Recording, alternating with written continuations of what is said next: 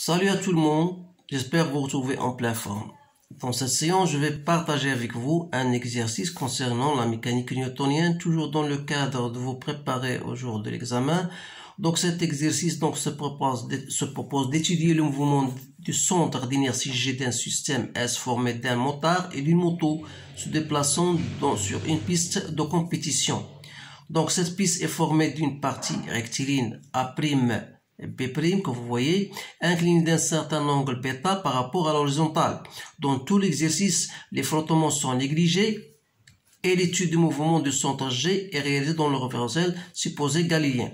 Donc on vous donne bêta égale à 10 degrés, l'intensité de pesanteur G égale à 10 mètres par seconde et la masse du système égale à 190. Alors là, une fois vous avez bien compris la situation du sujet, on va passer maintenant à la suite de l'exercice. Voilà, qu'est-ce qu'on vous donne?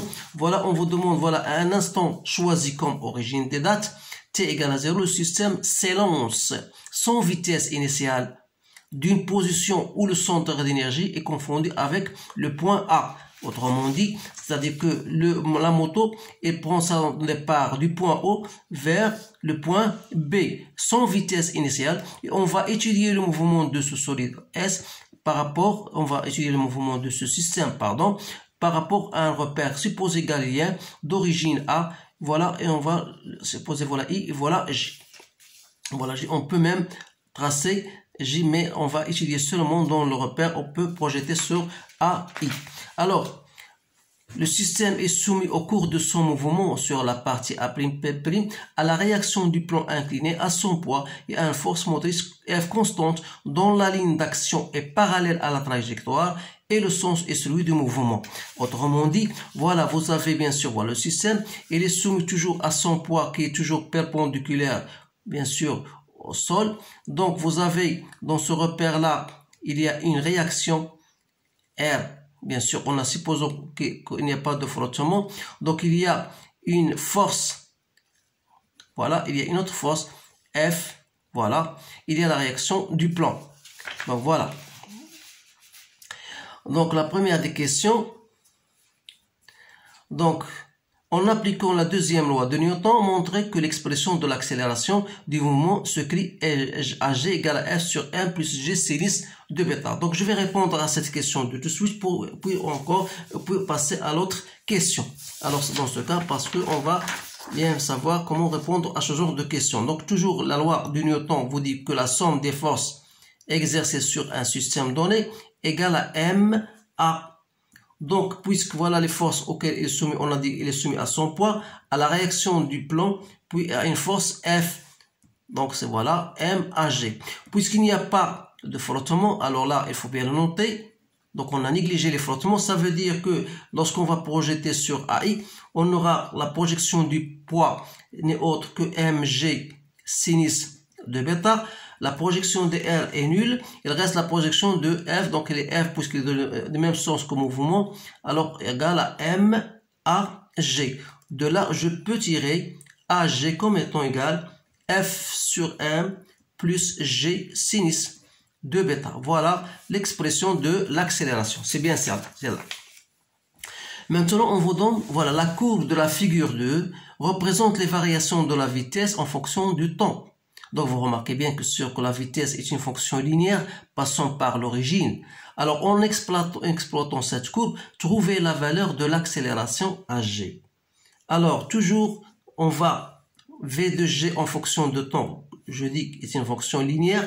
Donc, ça va s'écrire AG T plus la V0, puisque la vitesse initiale égale à 0. Donc, de là, je peux tirer AG comme étant le coefficient directeur de la fonction V de G en fonction du temps. Alors là, il suffit de prendre 2 points. Donc, je peux prendre celle-ci, par exemple, puisque ça est exact. Donc, je prends le 9 qui correspond à 2. Donc, j'écris, voilà, 9 sur 2. Donc, c'est 4,5 mètres par seconde au carré. Alors là, j'ai trouvé, bien sûr, l'accélération. On peut déduire l'intensité de la force. Donc, l'intensité de la force, c'est quoi?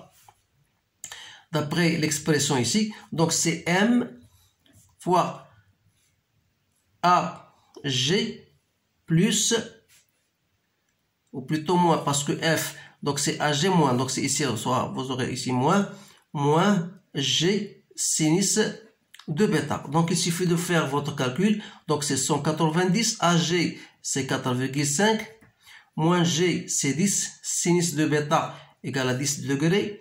Donc j'ai trouvé 525 newtons. Voilà la densité de la force, bien sûr, F.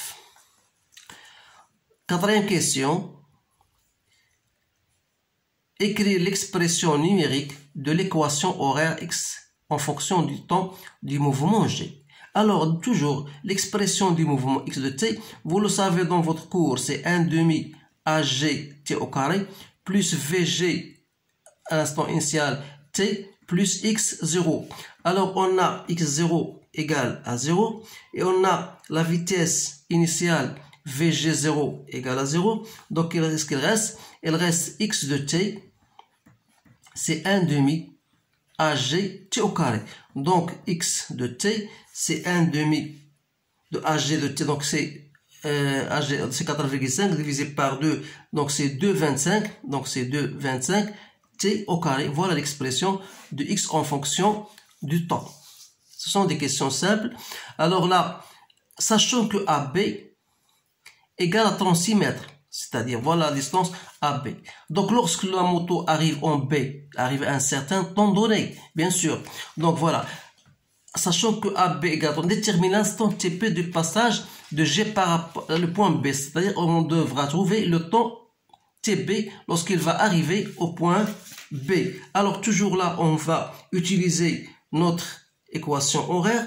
Donc AB égale à 36 mètres. Je sais que lorsqu'on passe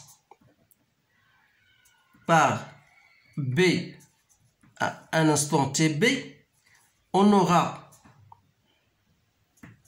X en T à cet instant-là n'est autre que AB, c'est-à-dire sera égal à 2,25 TB au carré.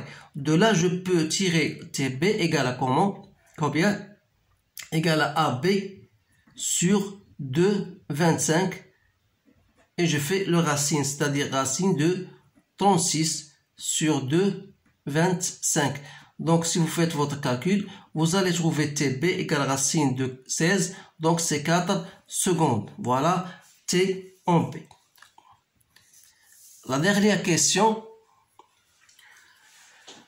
on vous dit voilà, calculer la vitesse VB du passage de G par le point B.